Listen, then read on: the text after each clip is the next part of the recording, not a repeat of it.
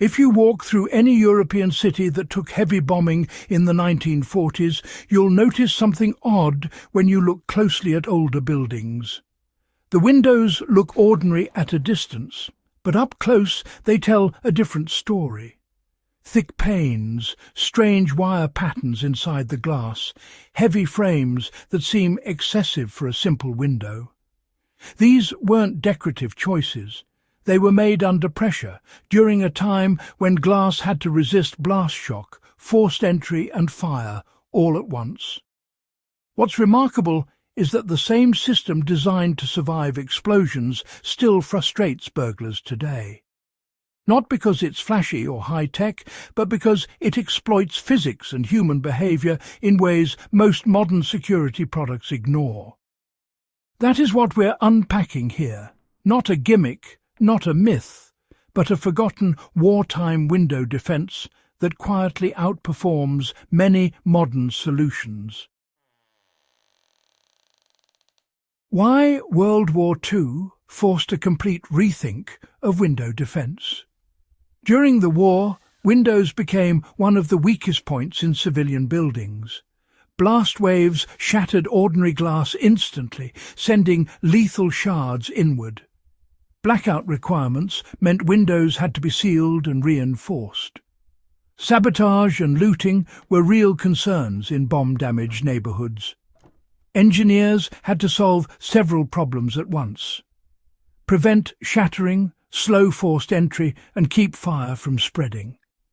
The answer wasn't one invention, but a system built around wired glass, deep-set frames, and secondary barriers. These weren't meant to stop an army. They were meant to buy time, absorb shock, and refuse to fail catastrophically. That philosophy is exactly why burglars still struggle with it. How wired glass actually works, instead of how people assume it works. Wired glass is often misunderstood. People assume the wire is there to make the glass stronger, but that's only part of the story. The real purpose is failure control. When the glass breaks, it doesn't fall apart. The embedded wire mesh holds the pane together, preventing large openings and keeping shards anchored. During World War II, this meant blast pressure would crack the glass, but not turn it into a deadly spray. For a burglar, this creates a different problem. Even after repeated impacts, the window doesn't give them a clean hole to reach through. The wire resists tearing, and the glass stays in place, forcing loud, time-consuming effort that defeats the entire point of a quick break-in. Why time and noise matter more than strength in window security. One of the most important lessons from wartime defense is that absolute strength is less valuable than controlled resistance. Burglars don't want to wrestle with a window for minutes. They want silence, speed, and certainty. World War II window systems were designed to deny all three. Wired glass cracks loudly but refuses to collapse. Deep steel or hardwood frames prevent prying. Internal storm panels add a second obstacle that must be breached after the first failure. Each layer adds seconds, noise, and frustration. Most intruders abandon attempts long before the window is fully compromised, not because it's unbreakable, but because it won't cooperate.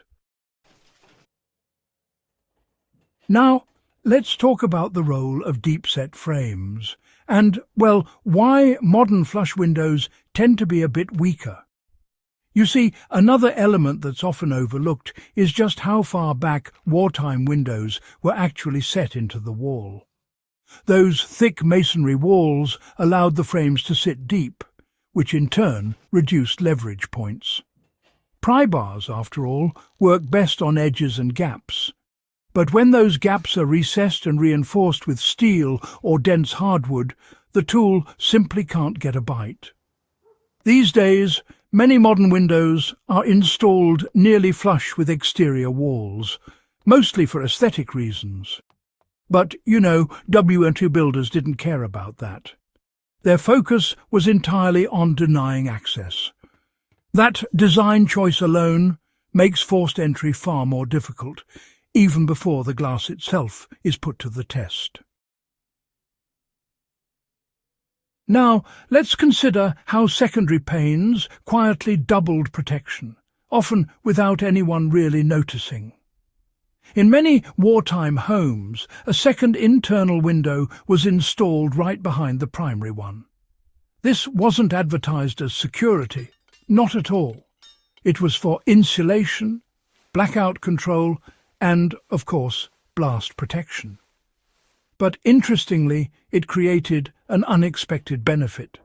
Even if the outer window was compromised, the intruder would still face another intact barrier. Today, this idea survives in the form of internal storm windows or discrete secondary glazing. And when it's applied correctly, it creates the same problem burglars faced 80 years ago. Too many obstacles, too much time, and, well, just too much noise. So, here's how you can actually apply this knowledge today without, turning your home into a bunker. You really don't need to recreate a wartime building just to use these principles. Modern wired or laminated glass can, in fact, replicate the failure control effect. If you're renovating, installing windows just a little deeper into the wall helps reduce leverage. And adding internal secondary glazing, even lightweight versions, well, that recreates the layered defense system. The goal here isn't intimidation. It's about creating resistance that feels honestly endless to someone trying to rush. Homeowners who adopt these ideas often find that their windows look completely ordinary, yet they behave very differently under stress. Now, you might be wondering why this WWII solution has outlasted all sorts of trends and technologies. The reason this window defense still works is, well, actually quite simple. It was designed around human limitations. Noise attracts attention, time increases risk, and uncertainty, well, it breaks resolve. Modern alarms and sensors rely on electronics and response times, but the WWII approach, that relies on inevitability. It assumes someone will try, and it ensures that trying is, frankly, miserable. That's a lesson worth preserving.